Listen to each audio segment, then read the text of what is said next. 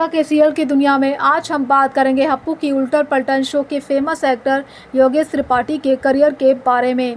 उत्तर प्रदेश का एक जिला हामिरपुर और हामिरपुर में एक छोटा सा कस्बा। 2004 में 23 साल का ये लड़का एक्टर बनने का सपना लेकर मुंबई आया था।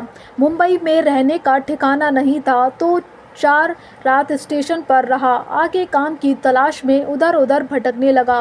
भाग्य ने साथ दिया तो एक दिन कैलोमेट की एड फिल्म मिल गई और वो एड रिलीज़ होते ही काफ़ी फेमस हो गया। और उसी एड फिल्म के बदौलत पहले टेलीविज़न शो एफआईआर और फिर भाभी जी घर पर है में काम करने का मौका मिला। और उस एक्टर ने ऐसा काम किया कि चैनल वालों ने उसके नाम पर सीधा एक शो बना दिया और उस शो का नाम था एनटीवी का पॉपुलर शो हप्पू की उल्टन पलटन। और हम बात कर रहे हैं दरोगा हप्पू सिंह यानी योगेश त्रिपाठी के बारे में। योगेश त्रिपाठी की गिनती आज टीवी के सफलता कलाकारों में होती है।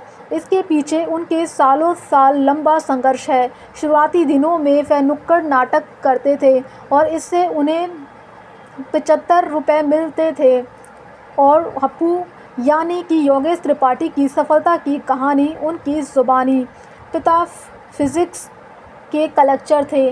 माँ की वजह से फिल्मों की रुझान पैदा हुई। योगेश त्रिपाठी एक साधारण मिडिल क्लास फैमिली में से आते हैं। उनके पिता फिजिक्स के एक लेक्चर थे और घर पर सिर्फ पढ़ाई लिखाई का माहौल था। लेकिन योगेश ने सपने कुछ और थे। माँ को फिल्में देखने और दिखाने का शौक़ था। माँ की वजह से योगेश त्रिपाठी के अंदर फिल्मों को लेकर सपना पैदा हुआ और घर पर सिर्फ पढ़ाई लिखाई वाली बातें होती थी। बचपन में माँ कभी कभी नानी के घर ले जाती थी। वहाँ जाने के बाद माँ एक दिन 3 फिल्में खुद भी देखती थी और मुझे भी दिखाती थी। वहीं से पहली बार फिल्मों के बारे में मुझे पता चला। मुंबई जाने वाली ट्रेन से मैं जा रहा था। योगेश त्रिपाठी के अंदर बचपन से ही अभिनय को लेकर शौक़ पैदा हुआ। वे गांव दराज में ड्रामा करने लगे। हालांकि वे खुद को पर्दे पर दिखाना चाहते थे। उन्होंने समझ लिया कि अगर स्क्रीन पर दिखाना है तो मुंबई का सफ़र तय करना पड़ेगा। उन्होंने कहा कि हमारे लिए मुंबई के बारे में सोचना ही बहुत बड़ी बात है। एक बार रेलवे की जॉब के लिए फॉर्म भी भरा और एग्ज़ाम सेंटर जानबूझकर मुंबई का डाला ताकि वहां जाने का मौका मिले। झांसी तक पहुंचने पर पता चला कि एग्ज़ाम कैंसिल हो गया है। फिर हम झांसी में ही उतर गए और मुंबई जा नहीं सकते थे, इसलिए ट्रेन से वापस घर आ गए। मुंबई जाने वाली ट्रेन को उस वक्त बड़ी बात थी और लोगों को चाय पिलाई, फर्श पर पोंछे लगाए। समय के साथ योगेश त्रिपाठी को एहसास हुआ कि बिना किसी के बेस के मुंबई जाना सही नहीं होगा, इसलिए उन्होंने पहली मंजिल लखनऊ में बनाया। उन्होंने कहा कि मैं पढ़ाई का बहाना बनाकर लखनऊ आ गया और वहाँ थिएटर ज्वाइन कर लिया। मैंने कुछ समझ लिया था कि बिना किसी गॉडफादर के मुंबई जाना सही नहीं होगा।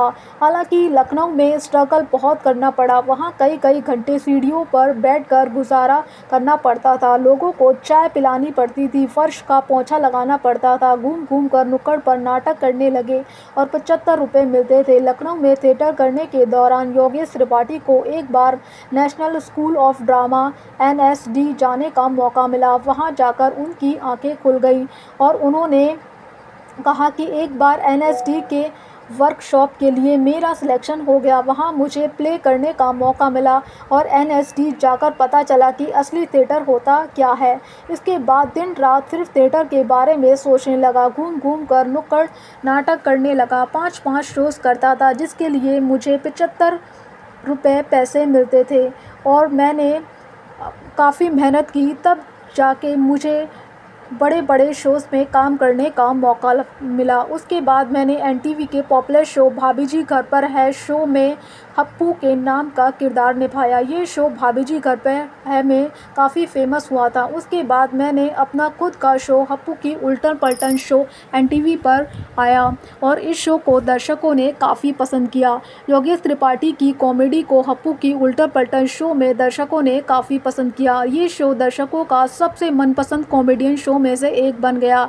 टीवी के popular comedian actor Yogesh Tripathi के बारे में और जानकारी जानने के लिए आप हमारे चैनल को लाइक और सब्सक्राइब भी कर सकते हैं।